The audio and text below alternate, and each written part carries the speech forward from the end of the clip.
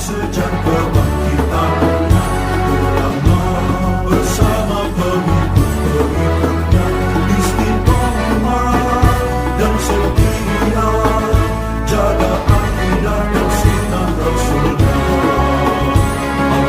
Alhamdulillah segala puji baginya ulama bersama pengikut-pengikutnya istiqomah dan setia menjaga agama nusa dan bangsa. Mari kuatkan niat kita, kita bulatkan tekad kita, terus lanjutkan amal kita, mengembangkan hikmah kita. Assalamualaikum warahmatullahi wabarakatuh.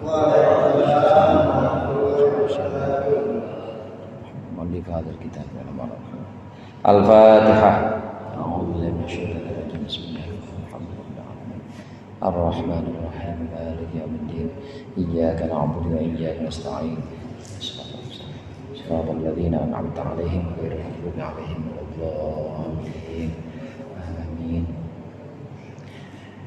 Bismillahirrahmanirrahim. Alhamdulil muallimit tullabi wa musahhilil khairi liman yata'allamu. Thumma as-salatu wassalamu 'alan nabi wa alihi wa sahbihi jayu'dhamu. Ya Rabbana kaffir 'anna dhunubana wa walidina wa liman huwa muslimu. Nad'uka Allahumma ilman nafi'a min yaumina ilal hisabi yaqumu. Amin amin amin wa ya fattahu. Amin amin amin wa ya alimu. Bismillahirrahmanirrahim. Alhamdulillahilladzi hadana lihada wa ma kunna linahtadiya laula an hadanallah. Asyhadu an la ilaha illallah wahdahu la syarika lah wa asyhadu anna Muhammadan abduhu wa rasuluh. Allahumma salli ala sayyidina Muhammadin abdika wa nabiyyika wa rasulika an-nabiyyil ummi wa ala alihi wa sahbihi wa sallim taslima biqadri 'azamati dzatika fi kulli waqtin wa hin. Amma ba'd. Segenap jamaah Majelis Ta'lim Al-Huda, wabil khusus penasihat Bapak Haji Mukhtar Syarif dan ketua dan segenap pengurus Majelis Ta'lim, seluruh hadirin jamaah yang berbahagia dan dimuliakan oleh Allah. Alhamdulillah malam hari ini kita berkumpul kembali untuk melanjutkan pengajian kita. Mudah-mudahan yang akan kita baca menjadi ilmu yang bermanfaat di dunia wal akhirah. Amin ya rabbal alamin. Pembahasan kita langsung pada kitab Durus Fiqhiyah Al-Halaqatur Rabi'ah, pelajaran fikih yang kelas 4 atau yang paling tinggi ini pembahasannya dalam Durus Fiqhiyah seri ini, yang nomor 4 yang paling tinggi. Jadi kita nggak baca Nurul Dhulam, kita nggak baca kitab tauhid, kita baca langsung fikih. Qala al-musannif rahimahullah wa nafa'ana bihi wa bi ulumihi wa bi barakatihi fid dharain amin. Al-ghasilu ini adalah bab tentang yang memandikan mayit. Yugsalu al-mayyitu dzakaru ar-rijal atau yagsilu al-mayyitu dzakaru ar-rijalu li'annahum alyaqu bihim. Yang memandikan mayit laki-laki ar-rijalu adalah laki-laki juga, li'annahum alyaqu bihim, karena laki-laki itu lebih pantas untuk mereka, untuk mayit laki-laki. Wa aulahum, dan lebih utama, biguslihi untuk memandikannya. Aulahum bisolat, aulahum biguslihi, aulahum bisolah, maksudnya begitu. Yang paling utama memandikan mayit adalah yang paling utama menyolatkannya. Tsummal ajanibu, kemudian orang-orang asing, maksudnya orang yang bukan mahram. Tsummaz zaujatu, kemudian perempuan, maksudnya istri, kemudian istri. Lianna mamduroha aktsaru tsumman nisa'u, karena sesungguhnya yang dipandang oleh istri itu lebih banyak. Tsumman nisa'u, kemudian perempuan, al-maharimu, yang masih mahram. Liwufuri syafaqatihinna, karena penuhnya kasih sayangnya nisa. Wa yaghsilu al-mar'ata nisaul qarabati, dan memandikan akan mayit perempuan. Siapa nisaul qarabati? Perempuan kerabat. Liannahunna ashfaqu, karena perempuan yang masih kerabat itu lebih lembut min ghairihinna, ketimbang yang lain. Tsummal ajnabiyatu, kemudian orang-orang asing. Liannahunna bil untha al-yaqu, karena sungguhnya mereka itu lebih layak untuk yang perempuan. Tsumma zauju, kemudian suami. Lianna mamdurahu aktsaru, karena sesungguhnya yang dipandang suami itu lebih banyak. Tsumma rijalul maharimi, kemudian laki-laki yang mahram. Titik sampai di situ. Ini pembahasan bukan tentang mandi mayit, tapi tentang orang yang memandikan mayit. Siapa yang paling layak memandikan mayit? Mungkin sebagian kita udah tahu. Mana? Udah punya sertifikat belum? Ada, cakep itu. Yang paling layak memandikan mayit, kita tahu semua harus ada kesamaan gender atau kelamin. Kalau mayitnya perempuan, yang mandiin perempuan. Jadi nggak boleh Ustadz Mahmudi, nggak boleh. Kalau mayitnya laki-laki, baru Ustadz Mahmudi yang mandiin. Pertama yang harus kita ketahui, harus satu gender atau satu kelamin, tidak boleh yang lain. Ini secara umum memang demikian hadirin. Namun meskipun demikian ada pengecualian. Ada pengecualian sebagaimana yang kita bahas di sini. Boleh juga seorang suami memandikan istrinya. Boleh. Boleh juga seorang istri memandikan suaminya. Boleh. Dan ini terjadi, bahkan ini sebuah hadis. Ini adalah sabda Rasulullah. Rasulullah bilang kepada Sayyidatina Aisyah. Rasulullah bilang kepada Siti Aisyah, wahai Aisyah, ma darraka law mutti thumma qumtu qabla mutti qabli fa qumtu alaiki fa ghasaltuki wa kafantuki wa shallaitu alaiki wa dafantuki. Aisyah, enggak apa-apa kalau kamu meninggal lebih dulu, kamu meninggal duluan, nanti saya yang berdiri memandikanmu, saya yang mengkafanimu, dan saya yang menyolatimu nanti. Enggak apa-apa itu Aisyah. Itu sabda Rasulullah. Tapi kenyataannya memang Rasulullah lebih dulu wafat dibanding Siti Aisyah. Yang sudah dipraktikkan oleh Sayyidina Ali karramallahu wajhah. Karena tahu sabda Rasulullah seperti ini, Sayyidina Ali memandikan langsung Siti Fatimah, langsung dimandiin. Jadi yang memandikan adalah Sayyidina Ali. Begitu juga banyak athar atau banyak perkataan-perkataan sahabat, diantaranya Sayyidina Abu Bakar. Sayyidina Abu Bakar juga pesan kepada istrinya, yaitu Asma binti Umais. Sayyidina Abu Bakar bilang, nanti kalau saya meninggal, saya pengen yang memandikan saya adalah engkau, wahai Asma. Dan itu terjadi, dimandikan oleh istrinya, yaitu Asma bin Umais, Sayyidina Abu Bakar. Jadi dua-duanya ini sudah merupakan dalil hukum. Sayyidina Ali memandikan Siti Fatimah, kemudian Asma istrinya Sayyidina Abu Bakar ini memandikan Sayyidina Abu Bakar. Boleh gak itu? Boleh. Gimana di kampung kita? Belum pernah ya? Belum pernah ada. Ya boro-boro nangis aja. Orang nangis aja, suaminya nangis aja. Kalau istri udah karuan pasti nangis istri, tinggalin suami. Nggak kuat buat mandiin istri pasti nangis. Kalau suami nangisnya kadang-kadang bohongan. Nangisnya bohongan. Nangis baru 3 hari juga udah nyari lagi. Suami itu. Kalau mantu itu atau mantu laki membantu menyiramin air. Boleh, itu boleh, termasuk yang diperbolehkan karena itu adalah mahram. Yang tadi kita baca di sini, pertama yang paling layak itu adalah yang paling layak mensolatinya. Yang paling layak memandikan mayit adalah yang paling layak memimpin sholat. Siapa itu? Ya khususnya adalah laki-laki, karena yang memimpin sholat kan laki-laki. Kemudian untuk mayit yang laki-laki, kemudian dia adalah anak atau kerabat atau mahram. Karena doanya anak, doanya kerabat itu tentu lebih gampang ijabah untuk mayit. Yang paling utama itu adalah dari kerabat. Kalau masih ada kerabat yang bisa, dari kerabat. Dari kerabat yang bisa, kalau mayit laki-laki ya dengan mayit laki-laki dengan yang mandikan laki-laki, mayit perempuan yang mandikan perempuan. Tapi usahakan kerabat, yang dimaksud kerabat di sini lebih khususnya yang mahram. Jadi yang memang orang-orang yang mahram. Hadirin tahu kan mahram ya maksudnya? Mahram itu yang biasa orang umum bilang muhrim, oh bukan muhrim loh gitu. Nah, mahram itu artinya yang haram dinikahin. Siapa itu? Anak ke bawah, anak cucu, atau bapak ke atas, bapak atau ibu ke atas, itu mahram namanya. Itu mahram yang secara nasab. Ada juga mahramnya secara susuan, itu termasuk mahram. Ada mayit,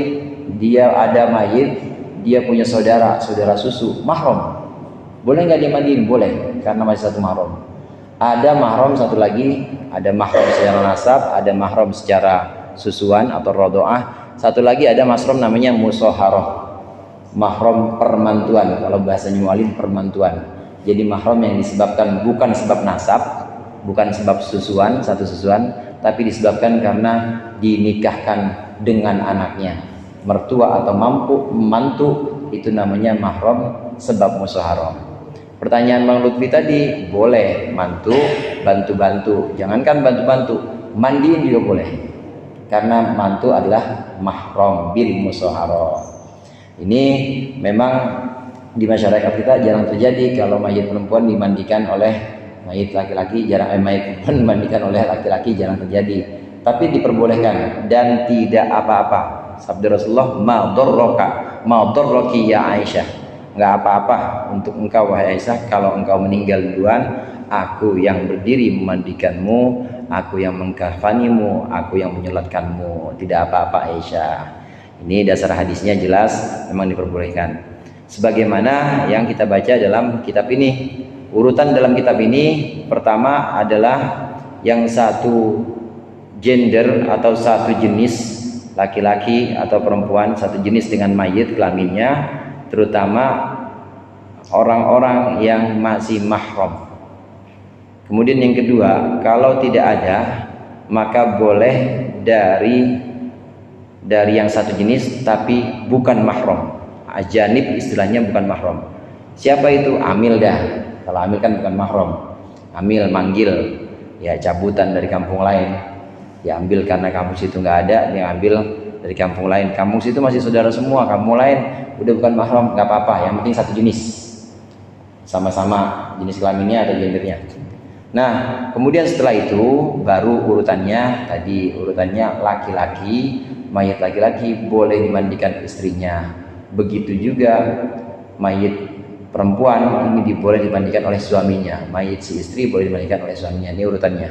Nah, setelah itu kalau tidak ada lagi yang diperbolehkan, yang mahram udah nggak ada, kemudian amil juga udah nggak ada lagi, amil juga udah nggak ada lagi, yang suaminya ya ini mayit juga tinggal hidup sendiri, suaminya udah meninggal duluan, ini mayit perempuan.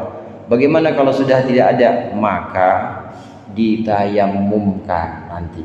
Kalau sudah nggak ada semua, maka cukup tayamum aja. Hadirin jamaah rahimakumullah, ini memandikan mayit, siapa yang paling layak memandikan sudah kita baca di sini, memang khusus, dan ini memang ini adalah khitab atau kewajiban dari kita, kewajiban dari Allah atas kita yang hidup, yaitu manusia yang hidup. Bagaimana kalau ada mayit dimandikan oleh malaikat? Apakah sudah gugur kewajibannya? Maka jawaban ulama, belum gugur, wajib dimandikan ulang. Kalau ada mayit dimandikan oleh malaikat. Kenapa demikian? Karena khitab atau perintah memandikan mayit adalah perintah dari Allah atas kita untuk kita laksanakan. Jadi wajib tetap satu kampung, fardu kifayah, harus ada yang mandiin, meskipun dia sudah dimandikan oleh malaikat. Beda lagi ya dengan mengkafankan, nanti ada mengkafankan sama menguburkan.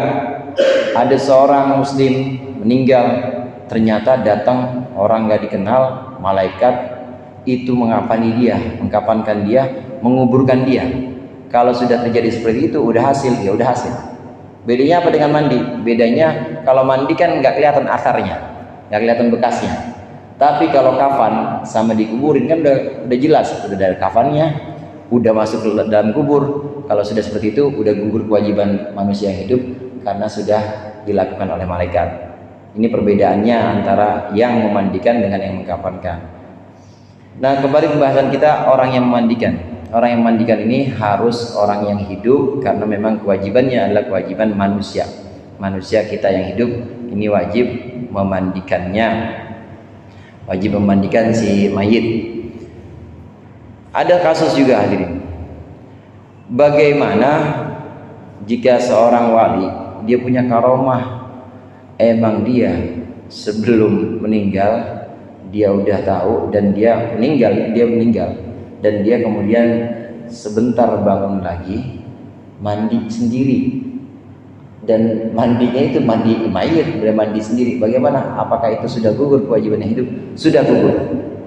Kenapa demikian?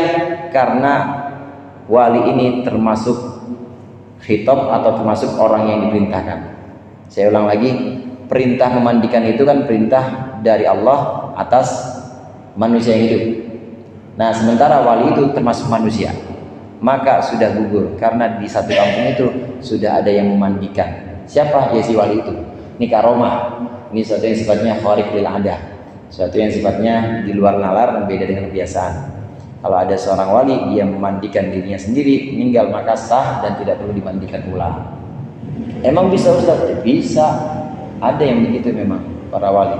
Sebagian ada yang mempunyai banyak karomah-karomah yang khariq lil adah, yang di luar nalar. Pernah satu waktu ini seorang pejabat namanya Abdul Malik. Ini seorang pejabat di masa Daulah Umayyah. Dia meninggal, temannya meninggal. Nah, kemudian memang harus kita pastikan dulu ketika mayit ini meninggal jangan langsung dimandiin, dipastikan, terutama dipastikan secara medis juga. Atibba itu artinya dokter-dokter atau orang-orang yang memang ahli medis, denyut nadinya, detak jantungnya udah benar-benar meninggal atau belum. Kalau belum jangan dimandiin dulu, ntar tunggu. Karena pernah kejadian nih pada masa Abdul Malik ini. Pada masa Abdul Malik ada seorang sahabatnya namanya Al-Majshun. Al-Majshun ini meninggal. Udah meninggal, orang-orang udah pada kumpul. Nah, kemudian sebelum amilnya ini, Ustaz Mahmudi ini amilnya, sebelum amilnya mandiin, dia deketin dulu, kemudian dia perhatikan. Ternyata kakinya masih gerak-gerak, jempolnya. Orang-orang udah pada nungguin, ayo Mil, mulai mandiin. Nungguin apa? Entar dulu, tunggu, coba tunggu sampai besok. Soalnya saya masih lihat tanda-tanda hidup, dia masih hidup. Besok ditungguin lagi, ternyata besok juga masih ada gerak-gerak. Walaupun udah nggak ada denyut nadinya, denyut jantung udah nggak ada, tapi masih gerak. Hati dulu. Ternyata betul sampai hari ketiga, ini sahabatnya Abdul Malik ini kemudian duduk, namanya Majshun. Al-Majshun ini kemudian duduk dan minta air, tolong minta air, saya minta minum. Baru dia diceritain gitu. Baru dia cerita bahwa saya dibawa malaikat, kemudian sampai di atas. Pada tanya itu malaikat, siapa itu? Ini Al-Majshun. Ini Al-Majshun. Kemudian malaikat yang tadi tanya jawab, ini orang ini masih ada 3 bulan katanya. Masih ada umurnya 3 bulan. Masih ada 3 bulan, sekian hari, sekian jam. Oh, jadi belum. Balik lagi, dibalikin lagi. Tapi sebelum dibalikin, melihat di situ ada Rasulullah. Sebelah kanan Rasulullah Sayyidina Abu Bakar, sebelah kiri Rasulullah Sayyidina Umar. Kemudian melihat juga Umar bin Abdul Aziz, satu Amirul Mukminin, satu pemimpin dari Daulah Umayyah. Kumpul itu berempat. Jadi ada Sayyidina Abu Bakar, Sayyidina Umar, satu lagi yang jarak masanya jauh yaitu Umar bin Abdul Aziz. Al-Majshun di sini ruhnya nih, Al-Majshun yang dibawa kalau cara kita mati suri ya. Ini nanya pada malaikat, itu Umar bin Abdul Aziz kok bisa bareng dengan Abu Bakar, dengan Sayyidina Umar, dengan Rasulullah? Iya, ini dua-duanya Abu Bakar dan Umar ini memerintah dengan benar pada masa yang benar. Sedangkan Umar bin Abdul Aziz memerintah dengan benar pada masa keonaran. Jadi dua-duanya adalah al-imam al-adil. Tiga-tiganya adalah imam atau pemimpin yang adil yang memerintah pada zaman yang berbeda. Umar bin Abdul Aziz termasuk Amirul Mukminin yang adil di masa Daulah Umayyah itu. maka kedudukannya bersama Rasulullah dan bersama Sayyidina Umar dan Sayyidina Abu Bakar. Setelah melihat itu baru Al-Majnun ini dikembalikan ke tubuhnya, ke jasadnya, duduk minta minum yang tadi. Ini yang namanya mati suri. Jadi tunggu dulu Bang Maudi. Ya, tambahan Ustaz, memang kope di dalam jenazah itu kalau dibilang menyegerakan paling minimal 5 jam. 5 jam. 2 jam pada saat kita melakukan dokter dan dokter datang diperiksa. Makanya yang saya informasikan pada saat saudara kita, tetangga kita meninggal nih, itu langsung, karena dokter ini nunggu 2 jam. Misalnya Anda datang ke puskesmas jam 8, jam 8, 9, 10 baru datang. Kedua, nunggu dimandiin, paling kagak 2 jam. Iya. Yang dikubur kalau bisa bareng paling minimal 5 jam. Itu yang dikategorikan mempercepat jenazah untuk mempercepat. Gitu ya. Itu yang minimal 5 jam, kurang lebih 5 jam. Menunggu terjadi sampai 5 jam, kemudian proses pemandian mengapani, mengukurin. Iya. Kurang lebih. Itu SOP-nya tuh. SOP-nya memang seperti itu. 5 jam itu minimal. Malah dalam riwayat hikayat tadi kan ini ambilnya malah berani tunggu besok. Tunggu besok, bagus lagi tunggu besok untuk memastikan apakah benar-benar sudah meninggal atau belum. Karena memang ada kejadian-kejadian seperti ini, seperti mati suri, kemudian ruhnya dibawa oleh malaikat dan mengalami kejadian-kejadian di luar nalar memang ada. Tentang siapa yang paling layak memandikan jenazah tadi sudah kita bahas. Bagaimana kalau jenazah seorang anak kecil, laki atau perempuan? Untuk anak kecil, laki atau perempuan, kalau tidak ada misalnya, tidak ada yang memandikan mayat laki-laki kecil, bocah kecil laki-laki, nggak ada laki-laki, atau bocah perempuan nggak ada lagi ambil perempuan, maka tidak apa-apa kalau beda gender. Kalau yang belum balik atau yang belum menimbulkan syahwat nggak apa-apa. Kalau belum menimbulkan syahwat nggak apa-apa. Ini untuk anak kecil. Bagaimana kalau sudah tidak bisa atau sudah tidak ada lagi yang layak memandikan? Mahramnya nggak ada, suami juga udah nggak ada, atau seorang suami istrinya juga udah nggak ada, mahramnya nggak ada, amilnya juga lagi pada healing, lagi pada liburan, maksudnya lagi pada piknik, amilnya pada pergi semua. Bagaimana kalau sudah tidak ada semua? Maka wa idza lam yujad li ghuslir rajuli illam ra'atun ajnabiyatun, ketika tidak ditemukan lagi untuk memandikan mayit laki-laki kecuali seorang perempuan bukan mahram, ajnabiyah, aw lam yujad li ghuslil mar'ati illa ajnabiyun, atau tidak ditemukan untuk memandikan mayit perempuan kecuali laki-laki, amil laki-laki. Bagaimana kalau seperti itu? Yumammamu, maka ditayamumkan li hurmatin nadhari, karena haramnya memandang hina idin pada saat demikian, ila syai'in min badanil mayyiti, kepada sedikit pun atau satu bagian dari badannya mayit. Kalau sudah tidak ada lagi, maka ditayamumkan. Mayitnya mayit dewasa, perempuan, udah nggak ada lagi kerabat-kerabat perempuan, suami juga udah nggak ada, kemudian amil perempuan juga lagi pada nggak ada semuanya, benar-benar udah nggak bisa dicari yang pantas, maka cukup tayamumkan saja. Kenapa? Kalaupun ada amil laki, maka haram soalnya. Amil laki itu haram melihat bagian badan mayit. Ini cara-cara memandikan mayit. Hadirin jamaah rahimakumullah, apakah boleh memandikan mayit atau jenazah orang kafir? Kalau mandiin aja boleh, yang nggak boleh nyolatin, saudara. Sholat kan doa, mendoakan orang kafir yang sudah meninggal haram hukumnya. Mendoakan orang kafir yang sudah meninggal. Tapi kalau orang kafir yang masih hidup, kita doain boleh. Engkoh material misalnya, biar berkah ya, biar tokonya laris, boleh kita doain. Bagus lagi, Kalau kita doain, ya Allah kasih dia hidayah biar jadi donatur al-huda, misalnya begitu, boleh, cakep. Itu namanya doain orang kafir yang masih hidup, boleh. Tapi orang kafir yang sudah mati tidak boleh didoakan. Sholat itu doa. Kalau memandikan boleh, mengkafankan boleh, menguburkan malah wajib. Menguburkan wajib, karena kalau tidak dikuburkan justru timbul fitnah. Fitnah yang dimaksud ya menimbulkan bau nggak enak kan jadi di kampung kita, maka wajib dikuburkan, malah wajib. At-takfinu ini adalah mengkafani mayit. Takfinul mayyiti fardu kifayatin, wallahu a'lam bishawab. Insyaallah kita lanjutkan pertemuan yang akan datang.